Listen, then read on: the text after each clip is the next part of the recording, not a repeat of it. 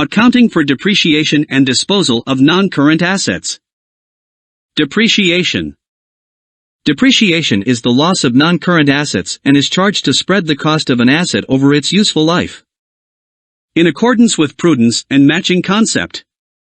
Since a non-current asset is used over a certain time frame, therefore it is advisable to charge the cost of the asset over that time frame. Why does an asset lose its value? Usage. Damage. Technological advancement. Obsolete. Wear and tear. Time factor. Depletion. Inadequacy. Methods of charging depreciation. In order to charge depreciation and record the loss in the value of a non-current asset, the following methods are applicable. Straight line method. This school of thought suggests that the same amount of depreciation must be changed each year in order to equally distribute the burden of a non-current asset. Formula to calculate depreciation using the straight line method is cost, scrap value, / estimated useful life equals depreciation * cost equals purchase price plus all capital expenditures scrap value / salvage value / residual value. Value of asset that remains after the asset has been completely used and in no more under the usable condition. * estimated useful life means for how long the business plans do to use this asset. Straight line method. The straight line method is also called depreciation on cost. This is because the rate of depreciation is charged on the cost of the asset and the formula to calculate the rate of depreciation is rate of depreciation equals depreciation / cost x 100. This method is called the straight line method because if the graph of depreciation against time is made, it will result in a straight line. Example, straight line method. Q. The company brought 2 machines worth $10,000, each was paid by check on January 1, 2015. The company's policy is to charge depreciation at the rate of 20% per annum at the end of each year. After allowing the second-year depreciation, the company disposed of one of the machines for $5,000. The company is applying the straight line method. You are required to prepare to show all workings clearly the following account. 1. Machine account. 2. Provision for depreciation of machine account. 3. Disposal account. 4. Income statement extract. Solution. If NBV sales proceeds equals loss on disposal. If NBV sales proceeds equals gain on disposal. If NBV equals sales proceeds equals no gain no loss. Cost accumulated depreciation equals NBV/RC/WDV. A disposal account is a temporary account, which means that it will open and close on the same date. Income statement extracts are not totaled. Reducing balance method. This school of thought suggests that more amount of depreciation must be charged in the initial years than in the later years. This is because when the asset is new, it has little or no maintenance charges, and when the asset starts getting older, the burden of repair and maintenance starts increasing, thus in order to equalize the overall burden of a non-current asset. More depreciation should be charged in the initial years when repair and maintenance are low, and less should be charged in the later years when the repair and maintenance are high. This is called the reducing balance method because the value of depreciation is falling with the passage of time. The reducing balance method is also called the diminishing balance method of depreciation on net book value, reduced cost, written down value.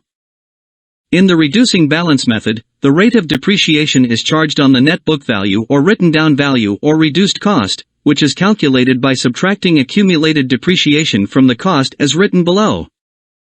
Net book value / written down value / reduced cost equals cost, accumulated depreciation. The formula to calculate the rate of depreciation in reducing balance method is where R is the residual value, C is the cost, N is the life in years. Example. A company bought a machine for $50,000, and its depreciation is to be charged at the rate of 10% per annum for 5 years of its lifetime. Do the calculation as per the reducing balance method. Solution.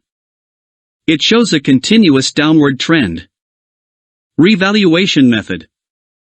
This school of thought suggests that depreciation should be based on the market value of assets, and any change in the market value will determine the amount of depreciation, and the formula to calculate depreciation using the revaluation method is as follows. Following is the format of calculating depreciation and an example of how the figures are to be placed. The figures are just an example.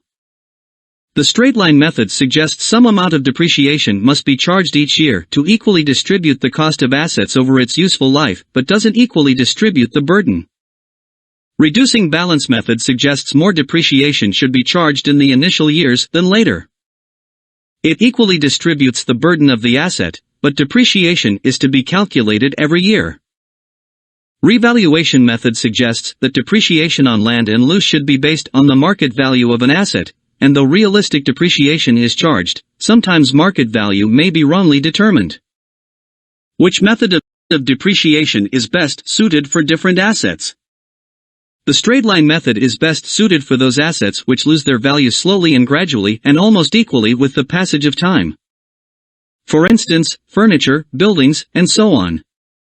Reducing balance method is best suited for high-tech items, which lose their value rapidly, such as plant and machinery, equipment, and computers.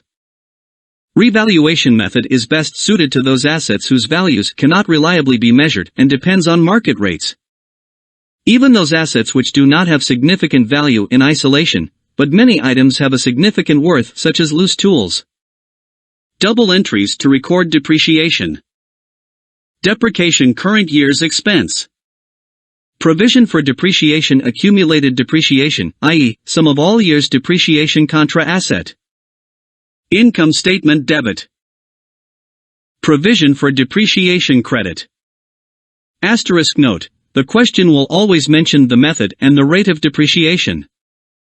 There are two different policies that businesses usually adopt. 1. Full year's depreciation in the year of purchase with no depreciation in the year of sale.